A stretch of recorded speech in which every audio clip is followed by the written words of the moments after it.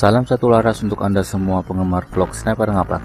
Pada kesempatan kali ini, Sniper Ngapak akan membahas mengenai topik yang berhubungan erat dengan sniper, baik dari sejarah, senjata yang digunakan, organisasi, teknik, dan hal lainnya yang sangat erat hubungannya dengan sniper.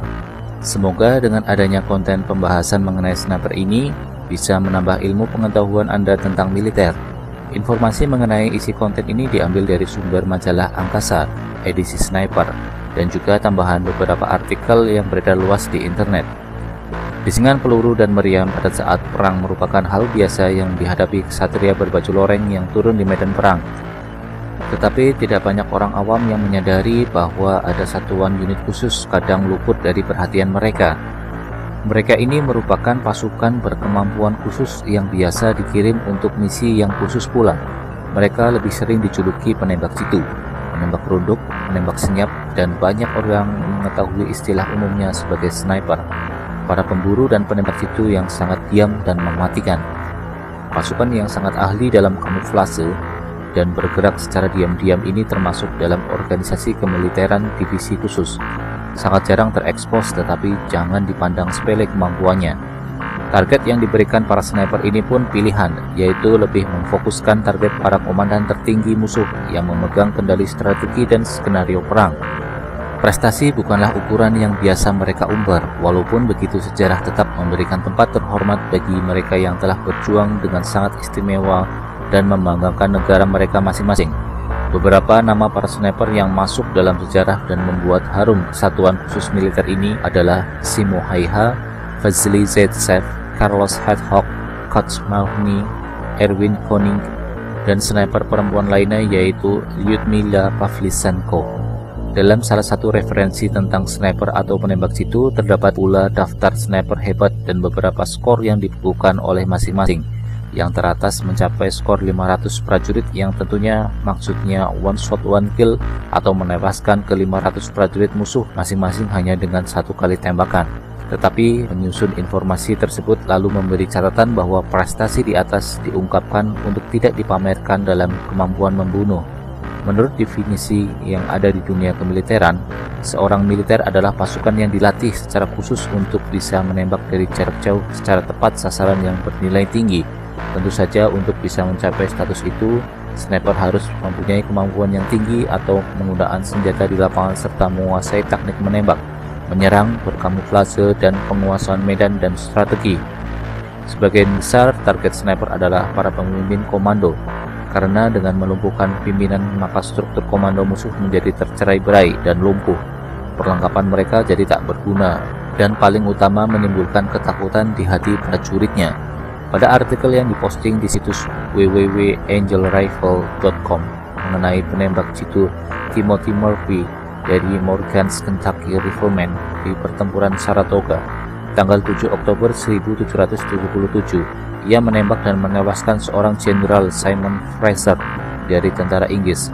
Murphy yang disebut menembak dari jarak jauh hampir sekitar 500 meter dengan senapan yang terkenal pada waktu itu, padahal Jenderal Fraser sedang akan melakukan satu tugas penting. Menyusul kematian seorang jenderal tersebut, misi penting yang seharusnya dilakukan jadi tidak terlaksana dan menimbulkan dampak besar terhadap keseluruhan pertempuran, dan buntutnya membuat Inggris kalah. Pertempuran Saratoga dipandang sebagai salah satu titik balik dalam perang kemerdekaan Amerika Serikat yang biasa Anda lihat pada situs www.prostar.com. Sementara istilah sniper di atas dipergunakan untuk dunia kemiliteran. Dalam perkembangan dunia lain, sniper juga disebut dengan penembak gelap. Di Indonesia, sniper dalam pengertian ini bisa dikatakan tidak populer, karena memang praktis jarang sekali ada kajian yang melibatkan penembak gelap. Tetapi di Amerika, di mana senjata mudah didapat dan cukup sering dilaporkan adanya pembunuhan yang melibatkan sniper yang juga sering disebut unseen killer alias pembunuh yang tak terlihat. Polisi yang menyelidiki kasus pembunuhan tidak jarang menemukan senapan seperti Bushmaster yang dilengkapi dengan teleskop.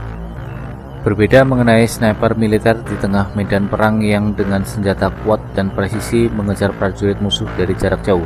Sniper di tengah masyarakat yang diliputi gun culture atau budaya senjata memang mengincar orang-orang yang disasar, baik karena didorong dendam, persaingan, atau sekedar memenuhi pesanan sang majikan yang mengupahnya sebagai pembunuh bayaran. Istilah one shot one kill yang sering melekat pada seorang sniper bahwa untuk menjadi seorang sniper yang jempolan tentunya harus menyelesaikan kursus lanjutan sekolah infanteri. Mengingat setelah itu ia akan menjadi seorang spesialis di dalam ketentaraan. Tetapi jalan ke sana tidaklah mudah. Selain kursus infanteri, ia juga harus pernah mengikuti kursus pengintaian dan lain sebagainya. Dilihat dari perkembangannya, teknik sniper modern dewasa ini diturunkan dari tradisi gili atau disebut juga pemburu rusa profesional Skotlandia. Inilah lalu yang membuat aksesoris standar sniper sekarang dikenal sebagai gili suit. Perkembangan dari wilayah Britania, Inggris pun kini dikenal sebagai salah satu negara yang terus meningkatkan kemampuan snipernya. Bahkan sesekali dilakukan pula perombakan secara besar-besaran terhadap pelatihan resimen sniper. Sekarang ini sniper bisa melihat lebih jauh, bisa bergerak lebih cepat, dan mengenakan lapis baja sehingga bisa lebih survive lama. Yang tidak kalah pentingnya, sekarang seorang sniper bisa menembakkan lebih banyak peluru dalam tempo lebih pendek dan bisa mendapatkan sasaran dari jarak jauh. Dengan berbagai kecanggihan baru tersebut, sniper Inggris kini juga dilengkapi dengan senapan lebih kuat yang memungkinkan dicapainya pembunuhan dengan satu tembakan atau one shot one kill. Dengan prosedur pelatihan lebih baik, seorang sniper tidak lagi terbingungkan oleh tank yang menembak. Dalam arti ia tak perlu menembak balik kendaraan lapis baja tersebut atau struktur pertahanan. Sebaliknya, ia akan terus berkonsentrasi membunuh infanteri yang bisa ia lihat. Sniper juga disiapkan untuk membunuh infanteri saat ada di udara pada penerjunan. Kalau musuh menggunakan roket untuk pasukannya hingga menjadi roketer, ini pun juga dalam jangkauan sniper untuk menewaskannya. Hanya saja kemampuan di sini masih lebih rendah dibandingkan kemampuan menewaskan sasaran di darat, hingga mungkin diperlukan beberapa kali tembakan dari satu untuk membunuh sasaran.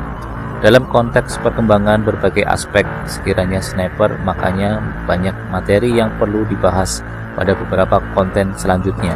Untuk itu jangan sampai ketinggalan informasi menarik mengenai dunia sniper pada penjelasan bagian keduanya ya. Semoga informasi ini bermanfaat untuk Anda semua penggemar vlog Sniper Ngapak. Jangan lupa like, share, komen, dan subscribe channel YouTube Sniper Ngapak untuk mendapatkan informasi penting mengenai hobi berburu dan menembak lainnya. Salam satu laras.